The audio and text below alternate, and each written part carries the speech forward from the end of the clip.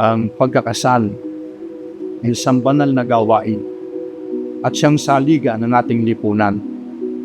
Ito po ay marapat na pagkukulan nating lahat ng mataas na karangalan at pagpipitagan.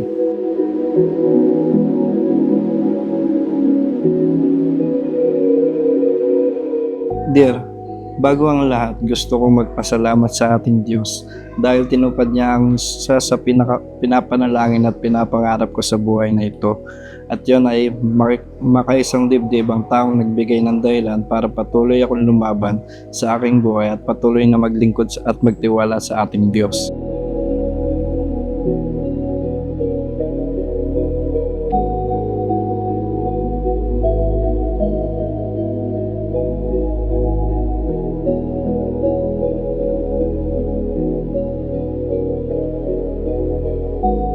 Hi Sungit, Pasaway, and my dear, my soon-to-be husband. We are here now. Ito na yung naman ng mga panalangin natin na matagal-tagal nating pinaghandaan.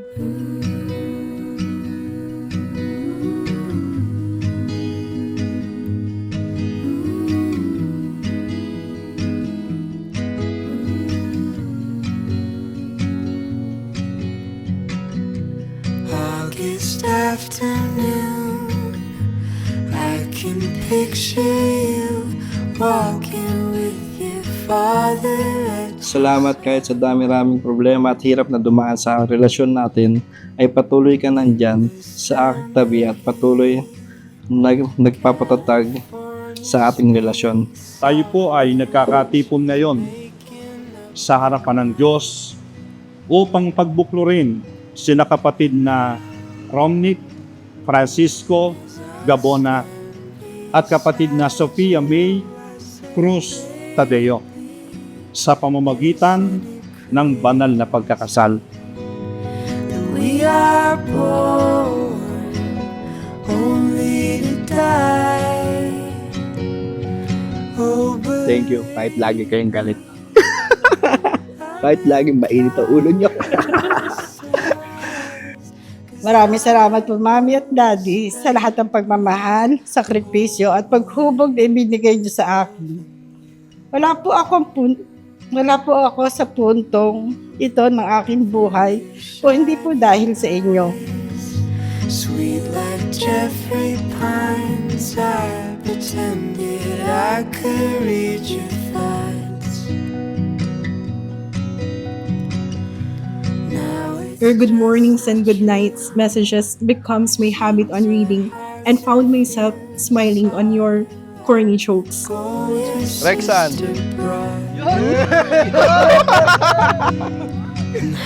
Ano ba to? Am I lucky enough to say, baby, isn't it Next po kay great? Ate Lisa. We are born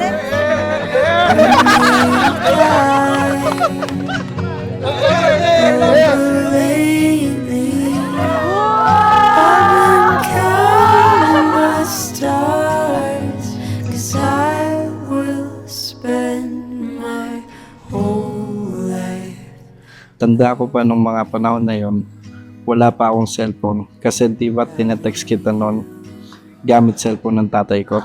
Hindi ko talaga malilimutan yon. Pero kung iisipin mo yon, dear, nagsimula tayo sa ganon pero ngayon nandito na, magiging asawa na kita. Dapat nating alalahanin kung gayon, ng pag-aasawa ay itinatag ng Diyos para sa kapakinabangan at kaligayahan ng mga taong kanyang nilalang. I say, baby, isn't it crazy that we are born only to die? Oh, but lately I've been counting my Naghintay ka, stars. hindi lang araw o buwan, pero ng maraming taon. You waited patiently hanggang sa dumating yung araw na ready na ako.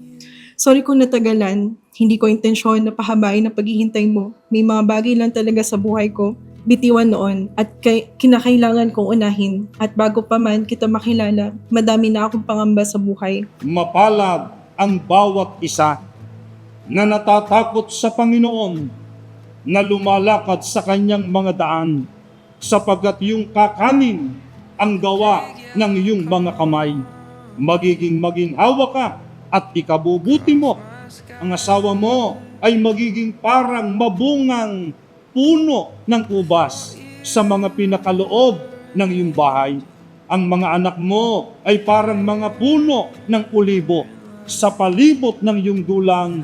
Narito na ganito nawa pagpalain ang tao na natatakot sa Panginoon. Dala-dala ko po ang lahat ng itinuro nyo. Ang iyong pagmamahalan at katatagan ng pag-ibig. When it rains and it's cold, somewhere fall asleep, and someone to look me in the eyes. Hindi palaging masaya, hindi palaging komportable, hindi palaging maginhawa, ngunit palaging pipiliin ang isa't isa. Dear, thank you. Thank you for waiting for me. Thank you dahil hindi ka napagod.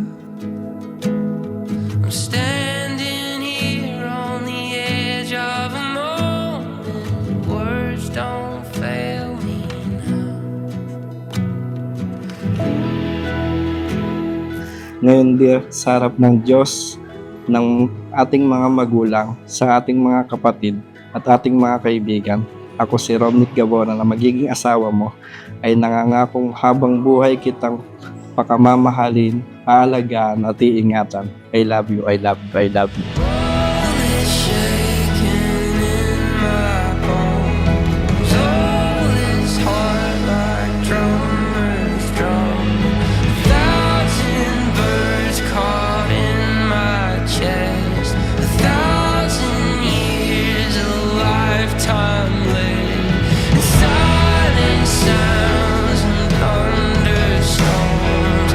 Tempests tall and calling forth, spinning round a rising sun. All the while till kingdom come. Till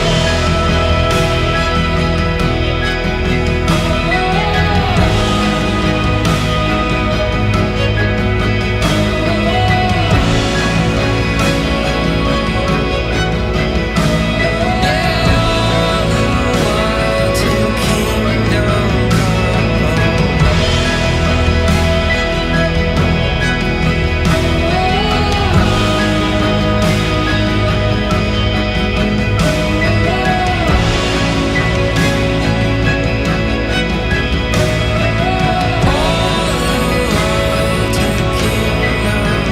I know that life won't always be easy, but I will always choose you. I will always choose us.